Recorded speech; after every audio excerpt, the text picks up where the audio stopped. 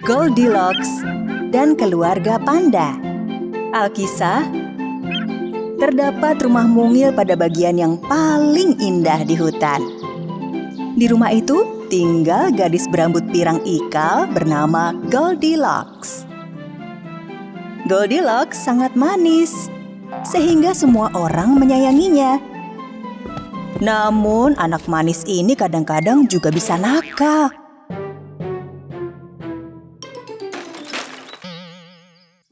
Satu, dua, tiga, ya ampun!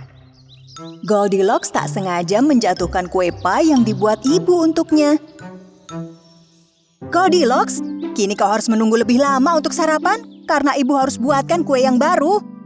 Oh ya, jangan main keluar kebun dan jangan main ke hutan tanpa izin ibu. Jangan nakal ya.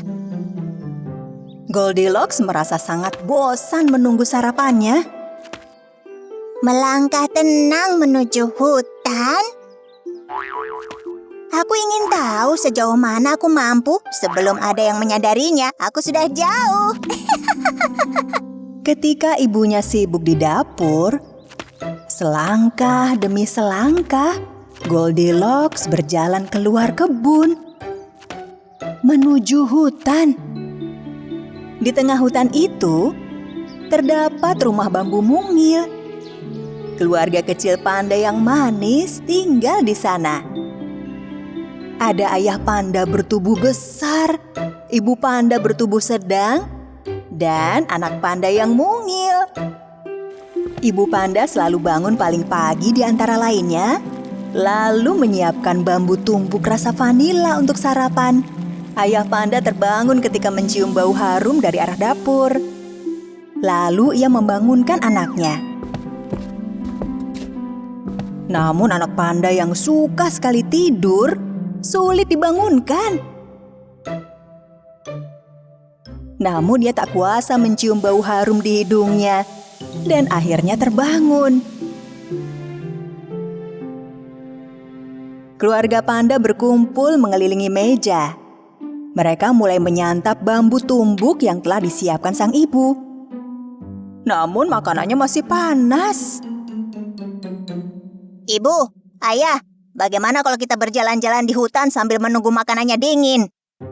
Kita bisa mengumpulkan bambu lebih banyak untuk persiapan makan malam. Keluarga panda meninggalkan makanan mereka di atas meja, lalu pergi mengumpulkan bambu. Sementara itu, kupu-kupu warna-warni berterbangan di sekeliling Goldilocks yang berlari ke sana kemari di hutan. Hutan ini indah sekali. Lihat kupu-kupu itu.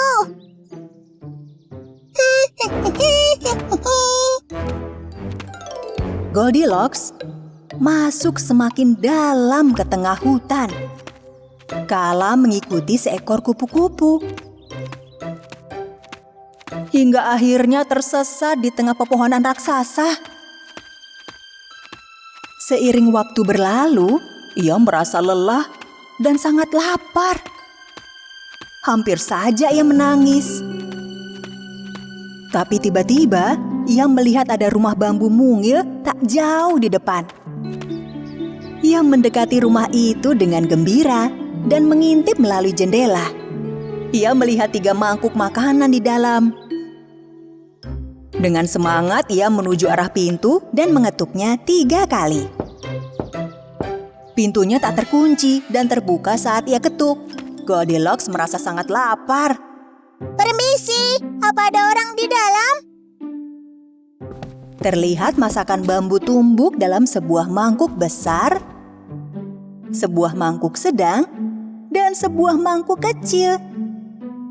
Karena ia sangat lapar, ia ingin memakan bambu tumbuk di mangkuk yang besar. Tapi ketika ia ingin mencicipinya dan memasukkannya dalam mulut, mulutnya terasa terbakar. Makanan ini masih panas. Lalu ia mencicipi makanan yang ada di mangkuk sedang. Kalau yang ini terlalu dingin, tidak enak. Lalu ia menyendok makanan dari mangkuk yang paling kecil. Enak. Makanan ini tidak terlalu panas atau dingin. Pas untukku. Goldilocks memakan habis masakan di mangkuk terkecil. Ia berniat beristirahat di tempat duduk dekat perapian. Di sini ia juga melihat 3 tempat duduk berbeda. Ia mencoba kursi kayu yang besar dahulu. Kursi ini keras sekali. Juga panas. Karena posisinya paling dekat perapian. Lalu ia duduk di sofa ukuran sedang berwarna pink. Sofa ini terlalu empuk. Kali ini Goldilocks duduk di sofa merah mungil di sampingnya. Sofa ini nyaman sekali. Namun seketika, sofa mungil itu rusak berkeping-keping. Ya ampun. Mungkin sebaiknya aku berbaring di tempat tidur sebentar. Goldilocks memasuki kamar tidur di sana. Ada 3 buah tempat tidur. 1 besar, 1 sedang, dan 1 kecil. Goldilocks mulai berbaring di kasur terbesar. Kasurnya terlalu keras dan bantalnya besar sekali. Lalu ia melompat ke kasur ukuran sedang, namun kasurnya terlalu empuk. Lalu ia melompat ke kasur terkecil. Kasur ini pas sekali. Mari tidur nyenyak. Goldilocks tertidur di kasur terkecil.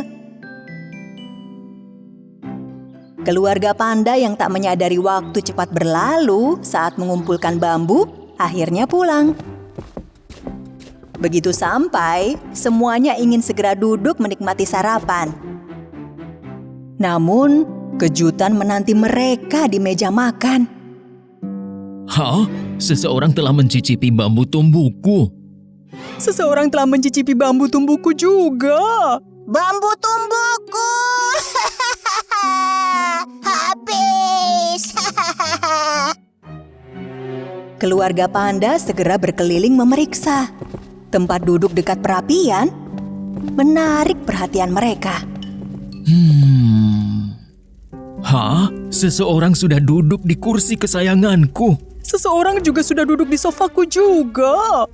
Ada yang duduk di sofaku juga dan merusakkannya. Keluarga panda menuju kamar tidur dengan penasaran. Seseorang sudah tidur di kasurku dan menjatuhkan bantalku ke lantai. Seseorang telah melompat di atas kasurku. Ibu, ayah. Ada yang tidur di kasurku sekarang. Ibu dan ayah panda memang melihat seseorang tidur di kasur putranya. Ketika ayah panda menarik selimutnya, Goldilocks langsung terbangun. Ketika melihat 3 ekor panda besar di depannya, ia merasa ketakutan. Siapa kau? Mengapa tidur di kasurku? Maafkan, aku sudah masuk tanpa izin. Aku tersesat di hutan lalu masuk dan makan. Kemudian aku tertidur. Mohon jangan marah padaku. Tak baik masuk tanpa izin ke rumah orang lain, nak. Lagi pula keluargamu pasti sudah khawatir. Ayo kami antar kau pulang. Keluarga panda sangat hafal setiap jalan di hutan. Jadi mereka menemukan rumah Goldilocks dengan mudah. Ibu! Putriku sayang, kami telah mencarimu kemana-mana. Kami sangat khawatir.